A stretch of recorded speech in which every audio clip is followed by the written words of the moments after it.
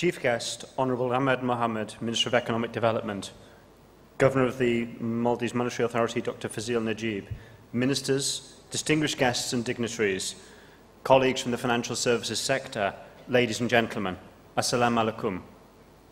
I feel very privileged to be speaking on behalf of the banking sector at this inaugural Maalee Ray to celebrate the developments and achievements of the Maldives financial sector. I would like to thank you, Governor Dr. Fazil Najib, for inviting me to speak, and to the MMA Board for organising this event to recognise and reward the contributions made by the financial institutions in the Maldives for the development of this beautiful country. Today, the banking sector of the Maldives comprises a very healthy mixture of local and international banks, providing conventional and Sharia banking services to the nation. We see ourselves as a community, and I think the financial services sector is richer for the participation of all the banks working as one team. I think we should take a moment to reflect on how far the banking sector has come in the last 4 decades. As has been said several times tonight already, SBI commenced operations in 1974, followed by Habib Bank, and then right the way through until 2011, we saw further openings, concluding with the Islamic Bank, the first Islamic bank in the Maldives, opening in 2011. The growth in the sector has been steady and impressive. The country now has a banking sector that provides a broad range of products and offerings, from transactional accounts, online banking, trade finance, syndicated lending, the list goes on. Total lending by the banking sector currently stands at 14.8 billion rupiah, including tourism direct lending of 8.5 billion. There can be no doubt that the banking sector has been and continues to be a real driver to the economy. With that brief overview of the past, I would like to turn to the present and the future as we strive to support the growth and diversification of the Maldives economy. It is what happens next that is most important. The financial crisis of 2008 was a wake-up call for us all. The tranquility of this beautiful country could not avoid the fallout of the global financial crisis. Liquidity dried up, loan pricing soared, and most dramatically for the Maldives, tourism was squeezed.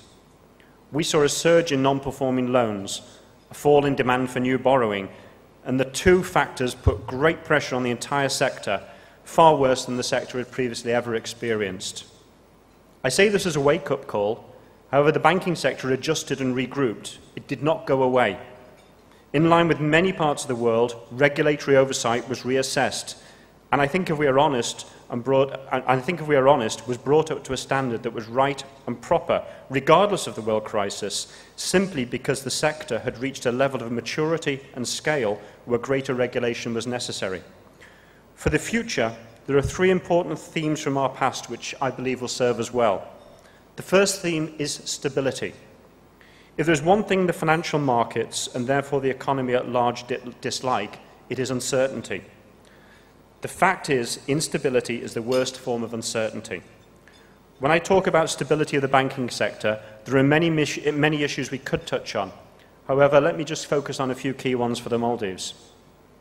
Throughout the last 39 years that banking has existed in the Maldives, the sector and the Maldives Monetary Authority have provided a sound platform for the entire country, a platform that allowed resort developers and operators to succeed knowing funding was secure, a platform that allowed, through prudential liquidity management, the economy to operate without undue liquidity concern, whether it be retailers sourcing goods or government launching treasury bills.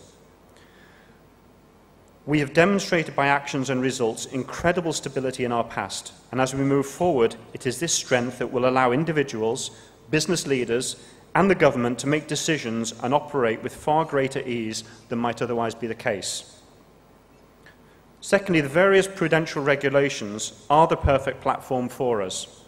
Our depositors and shareholders, in terms of not only laying out clear guidelines, but ultimately consistent approaches and standards to the areas of our business are extremely important. True, the migration to the new standards has been difficult, but it is, and I know I speak for all of the banks here, a direction we embrace and a level that we seek to attain.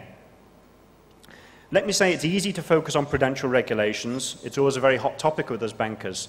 But I think the other aspects of corporate governance that we see in the country today are equally important in assuring that stability for the financial sector. Our approach to business, combining prudence and commercial acumen, is always a difficult balance, and as we move forward, we need to ensure that we underpin our approach with a philosophy of being committed participants in the Maldives economy, allowing our clients to know exactly where they stand with us through good and bad times. We should not only demonstrate stability in our own business, but encourage stability in the economy. This is vital if we are to achieve sustainable success in the Maldives. The second theme I want to touch on is that of partnership. Since arriving in the Maldives, I've been extremely impressed with the way the local banks work together so well.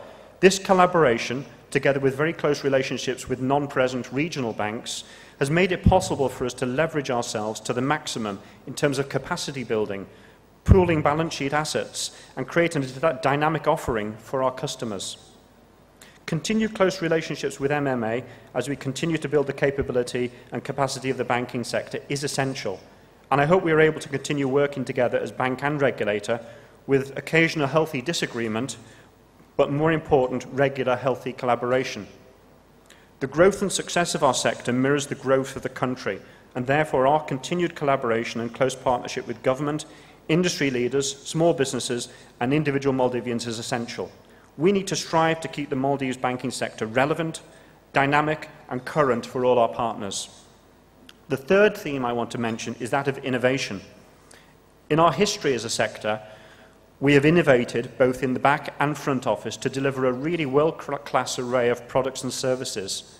This must continue, particularly for me in the areas of attracting fresh and alternative capital and funding sources to the country, and especially in continuing to develop solutions for our clients and making the entire banking experience accessible and seamless to all Maldivians.